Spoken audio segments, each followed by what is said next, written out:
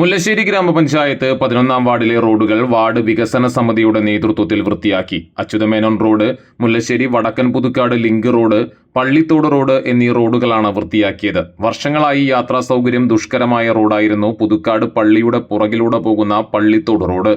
Ward member Sreedevi Davis, Mullassery ഗ്രാമപഞ്ചായത്ത് vice president K V Shiju, സാമൂഹിക പ്രവർത്തകരായ Suresh Babu Korattikkara, E D Sunny, Dharmapalan Cheeroth, Sajith NS Kochu എന്നിവർ ശുചീകരണത്തിന് നേതൃത്വം നൽകി.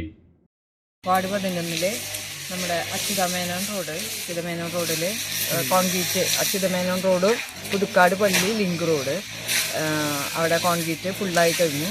അതിനുശേഷം നമുക്ക് സൈഡ് വൃത്തിയാക്കി വണ്ടികൾ പോകാനുള്ള സൗകര്യം ഒരുക്കി കൊടുത്തിട്ടുണ്ടായിരുന്നു. എല്ലാവരും കൂടി വന്ന് നമ്മുടെ വാർഡ് 11 ഏറ്റവും കൂടുതൽ ഞങ്ങളെ സപ്പോർട്ട് ചെയ്യണ വാർഡ് ഗ്രൂപ്പിൻ്റെ സമാധാനമായിട്ട് നമ്മൾ ആ ഒരു ഉദ്യമം ചെയ്യാൻ സാധിച്ചു.